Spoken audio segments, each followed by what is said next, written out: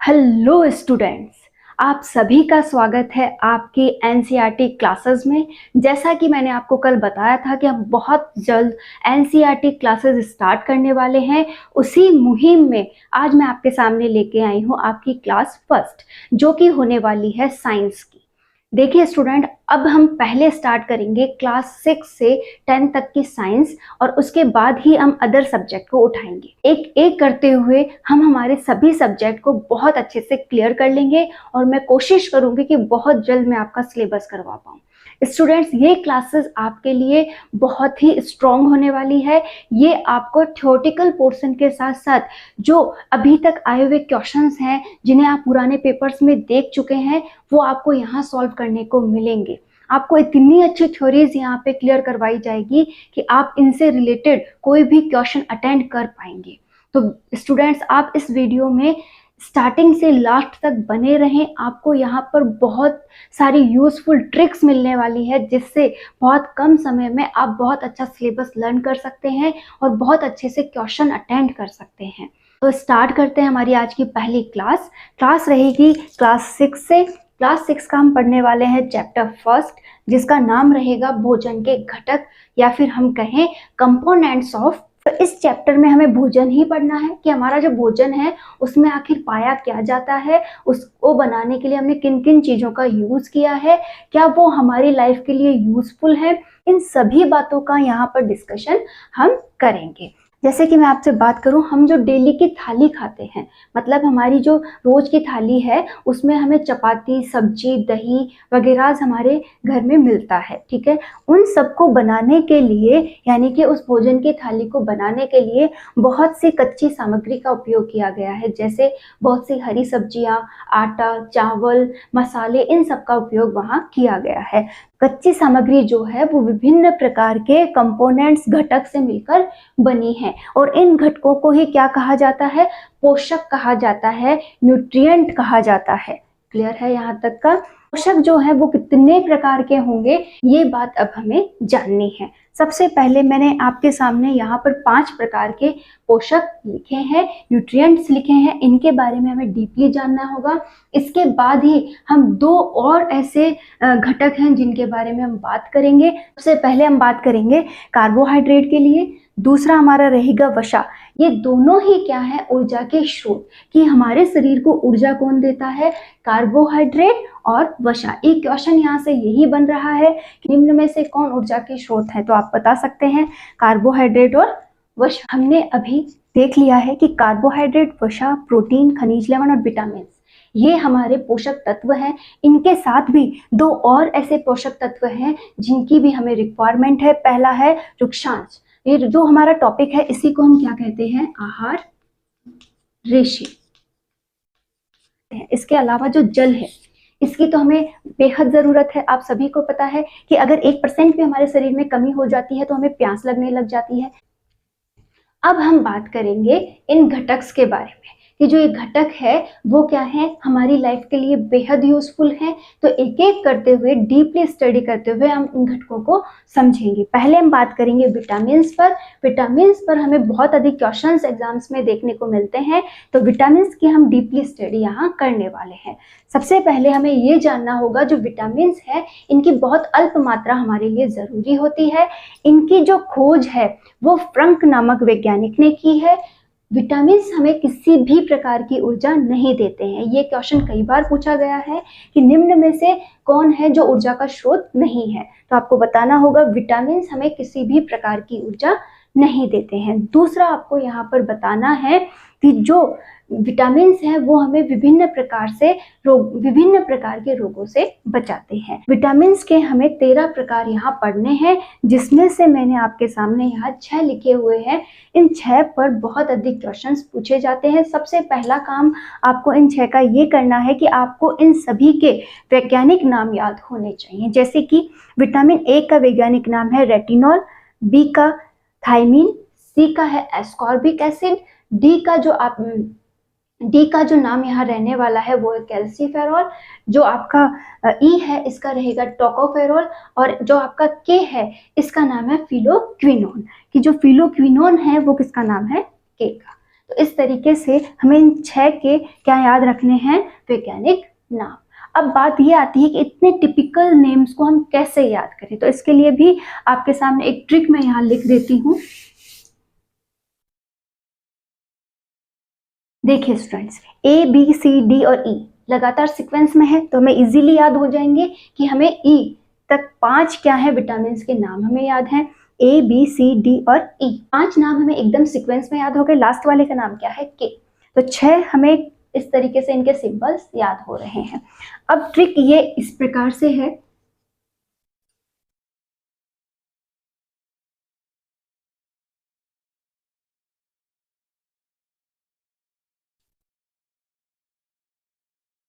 रथ एक ट्रॉफी, रथ एक टॉफी, ठीक है। रथ से हमारे पास यहाँ जो शब्द बना है रथ, इससे 2 शब्द क्लियर होते हैं, रेटिनॉल और थायमिन। इसी तरीके से एक शब्द से हमारे पास क्लियर होते हैं एस्कॉर्बिक एसिड और कैल्सीफेरॉल। दूसरा शब्द है यहाँ पर टॉफी, टॉफी से टोकोफेरॉल और फिलोक्विनोन। आपको क्या याद रखना है, ABCDE के, और ये याद रखना है रथ एक ट्रॉफी, कि एक रथ एक ट्रॉफी से हमें इन सभी के क्या है, वैज्ञानिक नाम याद हो जाएंगे। अब बात ये करते हैं कि विटामिन की अगर कोई कमी हो जाती है तो किस प्रकार के रोग हो सकते हैं। तो देखिए स्टूडेंट, एक क्वेश्चन तो ये बन गया कि विटामिन जो है इनके वैज्ञानिक नाम बताइए, आप इनका जवाब दे सकते हैं। दूसरा क्वेश्चन हमारे सामने बनता है कि अगर इनमें से किसी विटामिन की कमी हो जाती है तो कौन सा रोग हो सकता है। तो विटामिन ए की कमी से होने वाला रोग बताइए, ठीक है। डी की कमी से होने वाला रोग बताइए। ऐसे क्वेश्चन हमसे पूछे जाएंगे, तो इनके रोगों को भी हमें याद करना होगा। जैसे विटामिन ए की कमी से हमें रतौंधी नामक रोग हो सकता है। रतौंधी का मतलब है कि व्यक्ति को रात में दिखाई नहीं देता है। अब देखिए, विटामिन बी की अगर कमी हो जाती है तो रोग होता है बेरी बेरी। कि बेरी बेरी जो रोग है, इसमें क्या हो जाती है, मांसपेशियां तन जाती है। कि मांसपेशियों में क्या आ जाता है, तनाव आ जाता है। तो ये रोग क्या कहलाता है, बेरी बेरी। किसकी कमी से होता है, विटामिन बी की कमी से ये रोग पाया जाता है। अगर इस तरीके के रोग से बचना है तो हमें हमारे आहार में हरे पत्तेदार सब्जियां आदि शामिल करनी होगी। इसी तरीके से विटामिन सी की अगर कमी हो जाए तो हमें स्कर्वी नामक रोग हो जाता है। इसमें क्या हो जाता है कि जो हमारे मसूड़े हैं वो फूल जाते हैं, उनमें खून आने लगता है, साथ ही साथ यहाँ पर उनमें बदबू भी आने लगती है। कई लोगों के मुंह में बदबू आती है, उसका एक रीजन क्या है, उनके अंदर स्कॉर्बिक एसिड की थोड़ी बहुत कमी है। तो वो अपनी डाइट में स्कॉर्बिक एसिड की थोड़ी मात्रा बढ़ाकर इससे निजात पा सकते हैं। इसी तरह से विटामिन डी की कमी से रिक्टस नामक रोग हो जाता है। ये रोग अधिकतर बच्चों में पाया जाता है। इससे क्या हो जाती हैं, हड्डियां कमजोर हो जाती हैं, उनमें थोड़ा झुकाव आ जाता है। मतलब एग्जैक्ट स्ट्रक्चर की बात करें तो उनकी स्ट्रक्चर बिल्कुल सीधी होनी चाहिए, लेकिन उनमें हल्का सा मुड़ाव हो जाता है। रिक्टस रोग जो है वही विटामिन की कमी से होने वाला रोग है। इसी तरीके इससे आगे विटामिन ई की कमी से नपुंसकता, बांझपन, या हम कहें उम्र से पहले बुढ़ापा इसमें आने लगता है। जनन क्षमता में कमी आती है। इसे सुंदरता का विटामिन भी कहा जाता है। कि विटामिन ई को हमें हमारी डाइट में रखना ही चाहिए, क्योंकि इससे हमारा सौंदर्य जो है उसमें बढ़ोतरी होती है। मतलब उम्र से पहले झुर्रियां वगैरह नहीं आती है। साथ ही साथ विटामिन के की कमी से रक्त का थक्का न बनने का रोग होता है। जिनमें भी विटामिन के की कमी पाई गई है उनमें रक्त का थक्का नहीं बनता है। मतलब लगातार उन लोगों का रक्त बहता रहता है। जबकि जब हमें चोट लगती है तो बहुत ही कम समय में वहां से रक्त बहना बंद हो जाता है। इसका मतलब ये हुआ कि वहां पर रक्त का थक्का बन गया है, आप में विटामिन के की प्रचुर मात्रा उपस्थित है।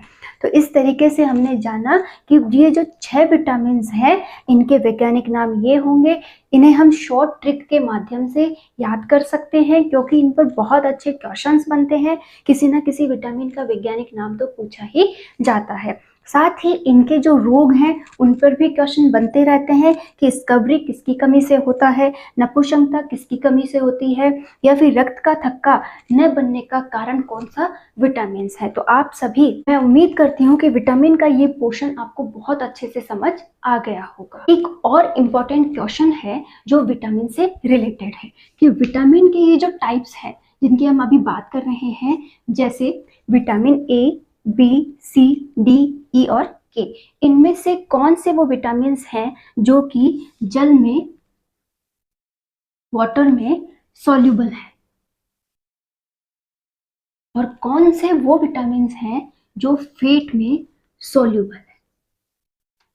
कि आपको उन विटामिन से जुड़ा हुआ एक और इम्पॉर्टेंट क्वेश्चन कि हम इन 6 मोस्ट ऑफ विटामिन को यहाँ पढ़ रहे हैं, इन 6 में से वो कौन से ऐसे विटामिन हैं जो वाटर में सॉल्युबल हैं यानी कि जल में इजीली घुल जाते हैं, और कौन से वो विटामिन हैं जो वसा में इजीली घुल जाते हैं। तो हमें इन पर भी क्वेश्चन पूछा गया है कि निम्न में से कौन से उन विटामिन का समूह, निम्न में से कौन सा उन विटामिन का समूह है जो जल में घुलते हैं, या फिर निम्न में से कौन सा उन विटामिन का समूह है जो वसा में घुलते हैं। तो हमें ये इजीली याद रखना है एक छोटी सी ट्रिक के माध्यम से।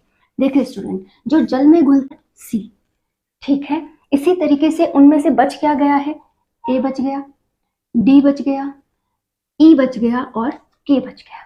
ठीक है, हमारे पास 4 बच गए हैं। अब इनको याद कैसे रखें कि इनको अलग से याद करना पड़ेगा, पहले ही एक तरीका वहां बताया गया था, अब क्या करें।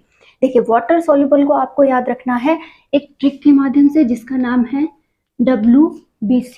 आप सभी को WBC का नाम याद होगा क्योंकि जो हमारा खून है, जो हमारा रक्त है, ब्लड है, उसको हम कहते हैं कि इसमें RBC और WBC दोनों पाई जाती है। तो WBC एक कंबाइंड नेम है जो हमें याद इजीली रह जाएगा। तो हम इस तरीके से याद रखेंगे कि वाटर में कौन सॉल्युबल है, B और C विटामिन। तो क्या याद रह जाएगा, WBC।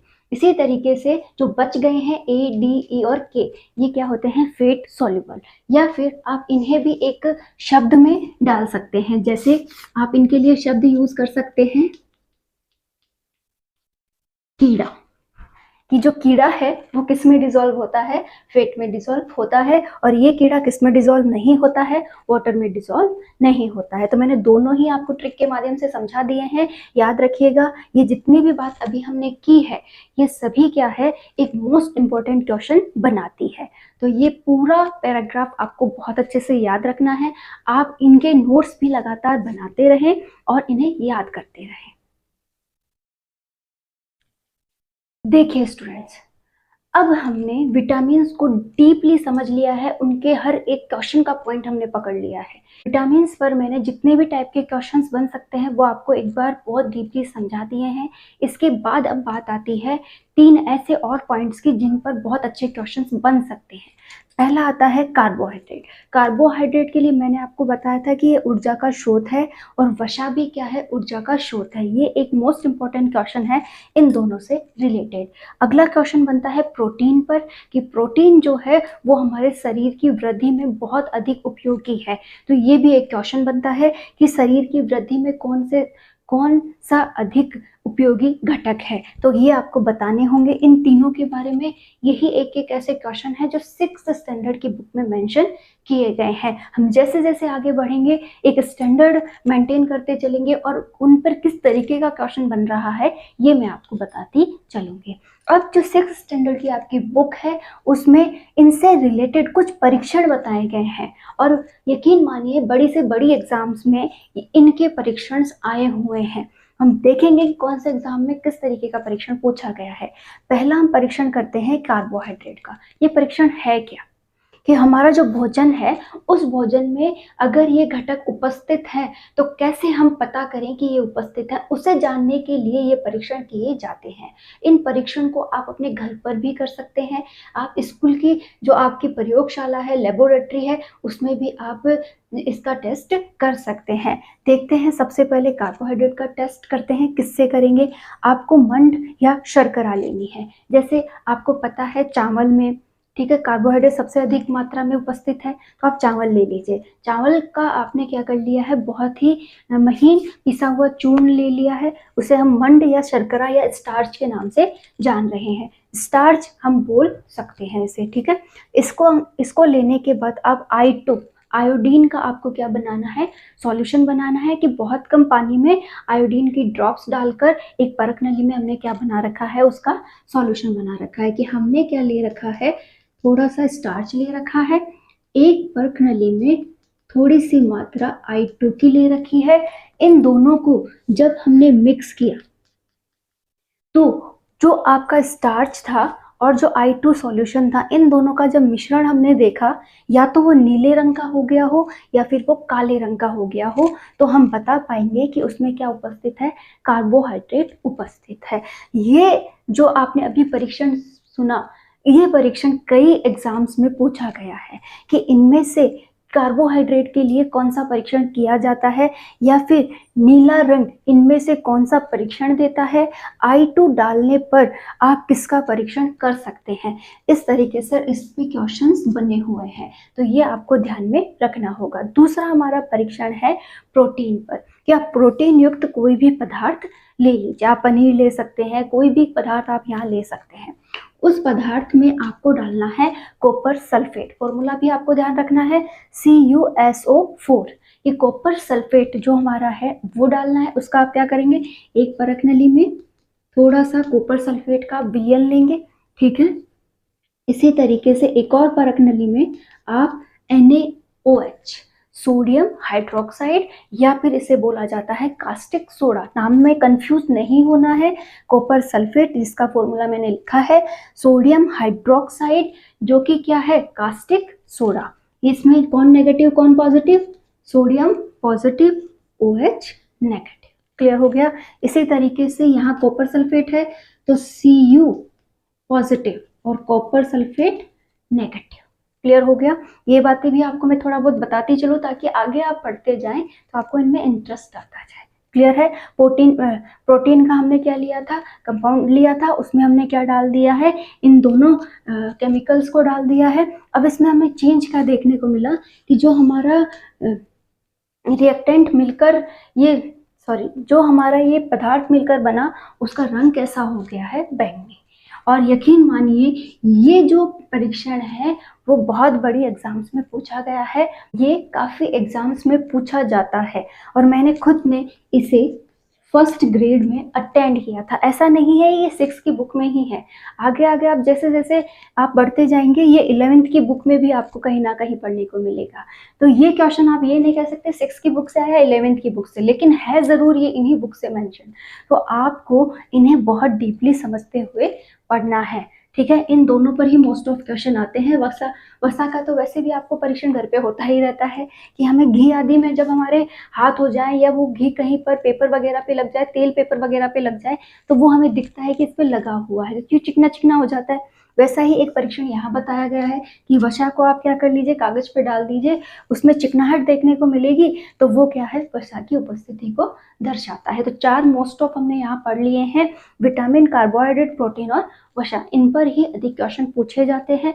जल की प्रायोरिटी हमें सबको पता है, इसमें इतना डीपली नहीं दिया गया है कि जल हमारे लिए बहुत अधिक रिक्वायर्ड है। उसकी 1% कमी भी अगर हम महसूस करते हैं तो हमें प्यास वगैरह लगने लग जाती है और जल की कमी होने पर डिफरेंट टाइप के रोग होने लगते हैं। इसी तरीके से खनिज लवण है, जो आहारी रेशे हैं, उन सभी की रिक्वायरमेंट हमें होती है। तो आप इस चैप्टर को इस तरीके से पढ़ सकते। तो अब तक हमने जाना कि जो हमारा भोजन है वो इन सभी घटकों से मिलकर बना है। तो जो हम भोजन ग्रहण कर रहे हैं उसे हम क्या कहते हैं, हमारी डाइट, आहार कहते हैं। और जिस डाइट में इन सभी की मात्रा, प्रचुर मात्रा जितनी हमें रिक्वायर्ड है उतनी उपस्थित हो तो उसे संतुलित आहार कहा जाता है। और हर एक व्यक्ति को अपनी लाइफ में संतुलित आहार ही करना चाहिए। इस आहार में आप ये नहीं कर सकते कि मैं प्रोटीन ले लूं तो मैं एक अच्छी डाइट ले रहा हूं। हमें रिक्वायरमेंट कार्बोहाइड्रेट की भी उतनी ही है, न तो आप किसी चीज को अधिक ले सकते हैं और ना ही किसी चीज को कम। अगर ऐसा होता है कि आपने प्रोटीन की मात्रा बहुत अधिक ले ली, आपने वसा की मात्रा बहुत अधिक ले ली, तो आप किसी ना किसी रोग से पीड़ित हो जाओगे। जैसे हम बात करें वसा की, तो वसा की मात्रा अगर आप लगातार हेवी ले रहे हैं तो आप मोटापे के शिकार हो सकते हैं। ठीक है, इस तरीके से डिफरेंट टाइप के डिजीज आप में आ सकती है। तो हमें एक संतुलित आहार ही लेना चाहिए, ये हमें ये चैप्टर समझाता है। आप जितना भी मैंने आपको आज ये पढ़ाया है, अगर आपने ये बहुत अच्छे से समझ लिया है तो आप इस चैप्टर से रिलेटेड कोई भी क्वेश्चन मिस नहीं कर सकते। ज़्यादातर यहाँ पर क्वेश्चन विटामिन्स वगैरह पर बने हुए हैं, तो उसे बहुत डीपली पढ़ें, बहुत डीपली समझें। जो चैप्टर वाइज हमने सीरीज चलाई है वो मैं कंप्लीट कर पाऊंगी और जल्द से जल्द आप सिलेबस कंप्लीट करेंगे और अच्छी रैंक लाते हुए अपने एग्जाम को पास भी करेंगे। Thank you students. प्लीज़ सब कुछ अगर बहुत अच्छा आपको समझ में आया है तो मेरे इस चैनल को सब्सक्राइब कर लीजिएगा। मैं आपकी इसी तरीके से मदद करती रहूँ।